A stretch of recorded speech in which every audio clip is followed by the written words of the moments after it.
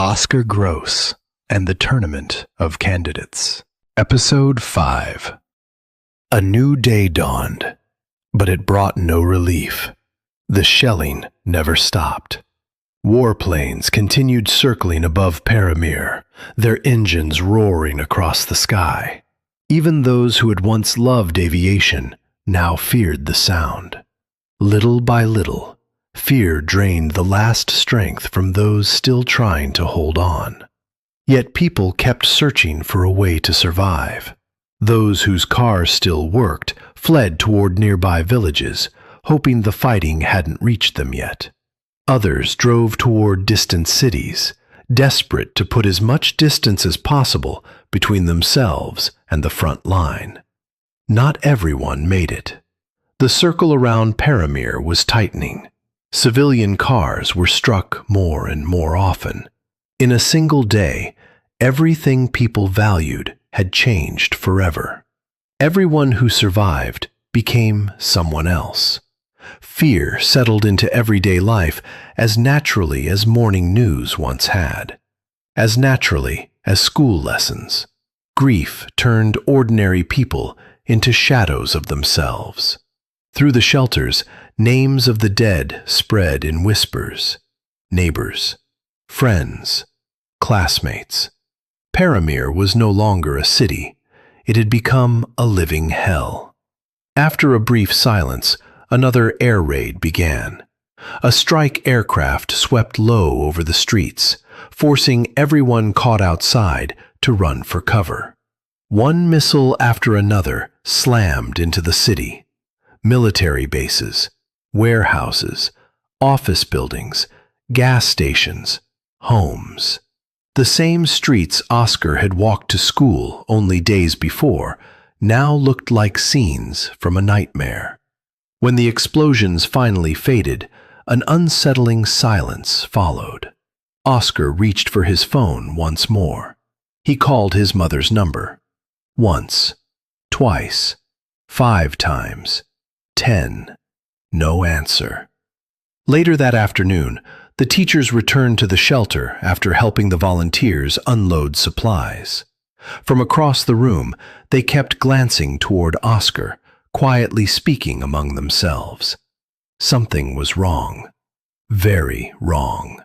His homeroom teacher, Lyudmila Vasilyevna, slowly walked toward him. She had always been respected, always cared for her students. As she drew closer, Oskar felt a knot tighten inside his chest. He already knew. Whatever she was about to say, it wasn't good news. Oskar. Her voice trembled with pain as she gently placed a hand on his shoulder. I'm so sorry. The office building where your mother worked was hit. It completely collapsed. There are still people trapped beneath the rubble. Oskar couldn't breathe. His phone slipped from his fingers onto the concrete floor. The world tilted. Sound, light, thought, everything merged into one endless ringing inside his ears. Someone called his name, but the words never reached him. The teachers gathered around him, trying to calm him.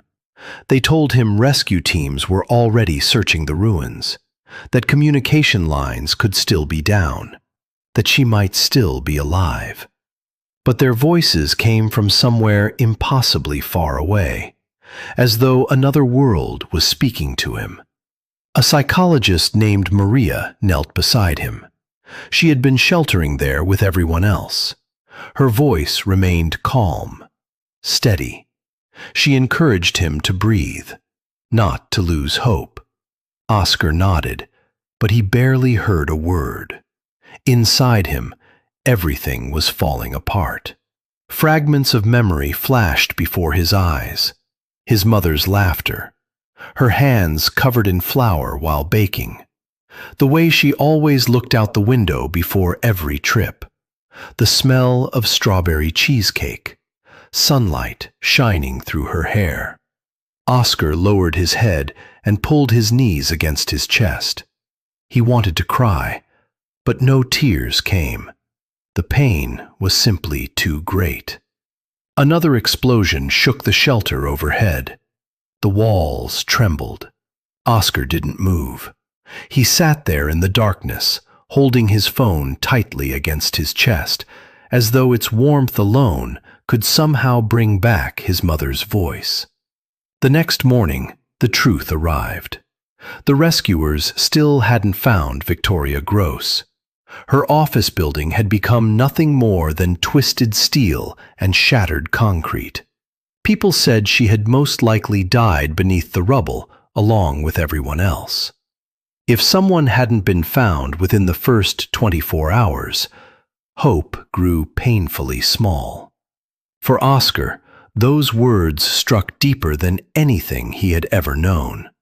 He couldn't accept them. Not completely. Some part of him still believed she was alive, waiting, trying to call him. Somewhere close enough to reach, if only he could find her. Suddenly, Oskar jumped to his feet and rushed toward the shelter entrance. He had to help. He had to search the ruins himself. It wasn't reason. It was desperation. A desperate attempt to prove that his mother was still alive. Before he reached the door, a firm pair of hands stopped him. It was Vladimir Sergeyevich, the school's physical education teacher. For days he had been driving through the city, helping volunteers deliver humanitarian supplies. He looked Oskar straight in the eyes. Oskar, stop. Don't go there. The rescuers and the military are already working. There's fighting at the entrance to the city. You won't save anyone, but you could lose your own life. Your mother wouldn't want that. He picked up a cardboard box filled with fruit and sweets and placed it into Oskar's hands. Keep your hands busy. It makes the pain a little easier to carry. Take these to the children. Oskar looked down at the box, then slowly nodded. His anger faded into silence. From that day on, he could no longer sit still. Whenever a truck arrived, he helped unload supplies. He carried boxes, organized the shelter, helped wherever he was needed. Sometimes he accompanied Vladimir Sergeyevich upstairs to collect essential supplies from the school. One day, standing beside a broken window, Oskar looked out across the city. He barely recognized it. The streets he had once walked to school had become rivers of smoke, shattered glass, and broken concrete. With every passing day, the front line crept closer. People were losing more than their homes. They were losing one another. And safety had become nothing more than a rumor. Thank you for listening. Continue the story in the next episode. Subscribe for more from the world of Oskar Gross.